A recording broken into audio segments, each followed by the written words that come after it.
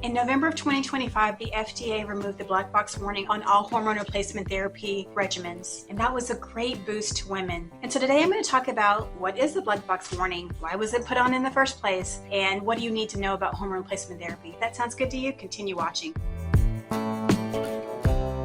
Welcome back to my channel. I'm Dr. DuPont. I'm a board-certified gynecologic oncologist, and I'm passionate about educating women on how to live longer and healthier lives, and I believe that begins with great health. Well, in November of 2025, the black box warning was removed from all hormone therapy treatments, and so I want to go a little bit into a deep dive to just talk about why that's important and why the black box warning was added in the first place and what you should know about hormone replacement therapy in 2026. That sounds good to you? Let's get started. Well, in 1942, estrogen was approved for vasomotor symptoms, and then they noticed that women who were on unopposed estrogen had a high risk of uterine cancer. So in 1975, the FDA changed the label on hormone replacement therapies and added that women who have not had hysterectomy or who have an intact uterus need to be on a progesterone with estrogen to reduce the risk of cancer of the uterus. Then in 1986, the FDA approved estrogen as prevention of postmenopausal osteoporosis. Then in 2003, the Federal Drug Administration placed a black box warning on all hormone therapies, stating it increased the risk of breast cancer and cardiovascular disease. And then on November 10, 2025, this black box warning was removed from hormone therapy. So let's go into detail on what was the Women's Health Initiative and why was this black box warning added in the first place. So the Women's Health Initiative was a very large, prospective, randomized controlled trial looking at postmenopausal women. It's actually, I think, the first of its kind. It was a very large study that was administered in over 40 clinical sites in the U.S. It enrolled 161,808 postmenopausal women ages 50 to 79. Enrollment began in 1993 and ended in 1998.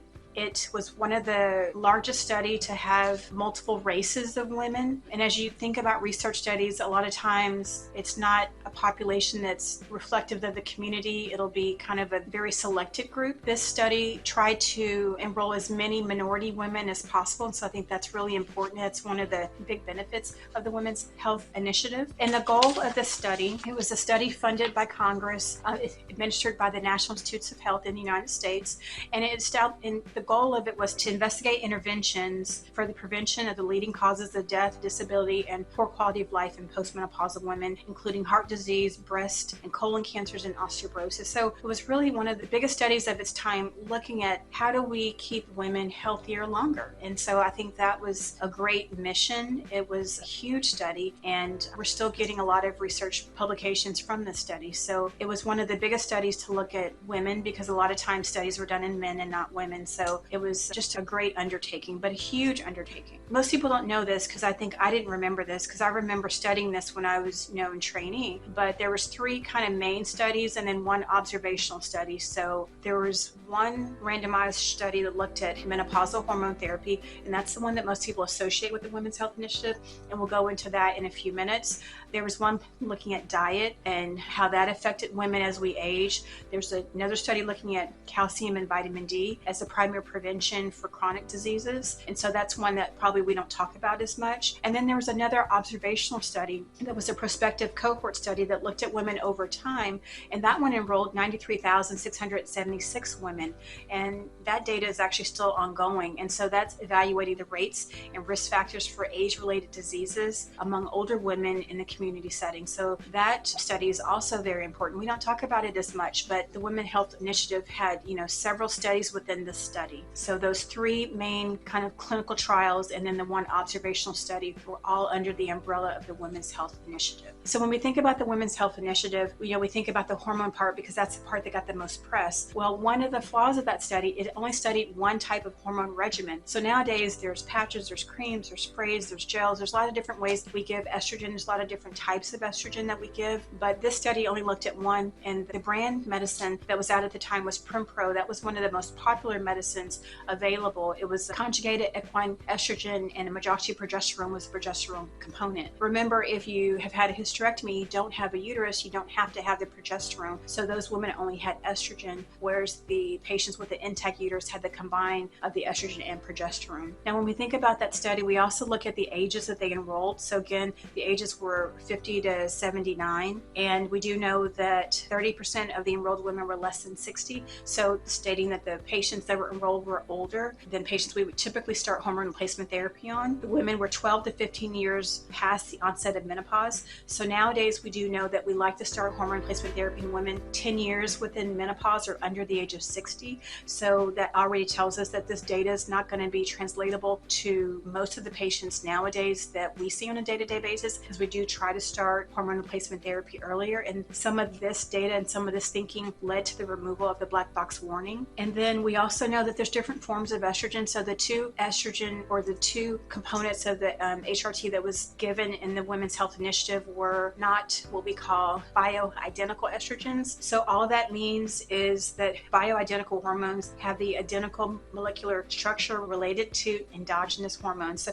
all that means is that the hormones that were given you are very similar to what your body normally makes. And Prempro, the most common hormone replacement therapy that was available at the time the study was designed, wasn't kind of a bioidentical hormone. Although bioidentical is more of a marketing term, patients kind of, that sticks with them in their mind. So we kind of talk about it because patients have heard of it so much, but it's really not a medical term, it's more of a marketing term. But anyway, we do know the estradiol that we use now is more bioidentical or more similar to what our body normally makes, and the progesterone, the micronized progesterone that we give patients now, is more similar to what the progesterone your body would make. So the medroxyprogesterone actually wasn't a form of progesterone that is similar to what your body would make, and then the conjugated equine estrogen is a little bit different too, because it has different forms of estrogen that aren't really what, you know, our bodies normally make, but it was what was available at the time. We do have a new FDA approved hormone replacement therapy that's an oral pill that actually does have a kind of bioidentical estrogen and bioidentical progesterone. It's actually the first to market. It's Bijuvia, and so that's another option for women that want more of a kind of a bioidentical medicine that's FDA approved for hormone replacement therapy. And also there's different forms of progesterone. Again, the synthetic ones like progesterone acetate that was in the Women's Health Initiative study is not similar to kind of what our body normally makes. The one that our body makes is more of a micronized progesterone. So just keep that in mind.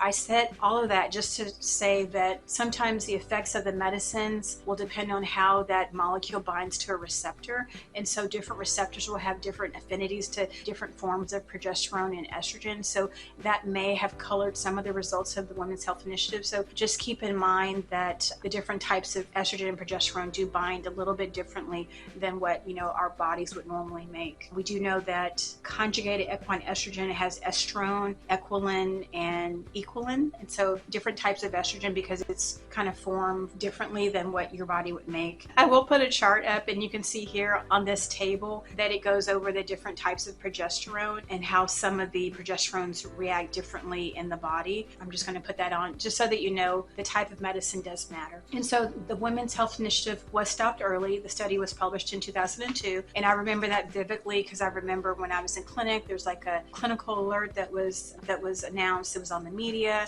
and women immediately stopped their hormone replacement therapy, or most of them did, just because of fear. You know, they were scared about risk of heart disease, and they were scared about the risk of breast cancer. And so that's why that black box warning was placed in 2003 by the FDA, was because of the fears of the data that we had at the time when that study was stopped prematurely. But as you can see in this graph, and I'll show this one, this study is still ongoing, and we're still looking at some of the observational part of the Women's Health Initiative, and more research will be published once this data is matured and released. One thing that I did want to mention about this WHI study is that although they used what they knew at the time, you know, as knowledge increases and as we learn more, thinking changes. And so now, instead of saying use the lowest dose for the least amount of time possible, we're thinking that it's a shared decision making between the patient and the physician, that we talk about what are the risks and benefits and try to really individualize hormone replacement therapy, that we don't just say, oh, it's all bad, because it's not.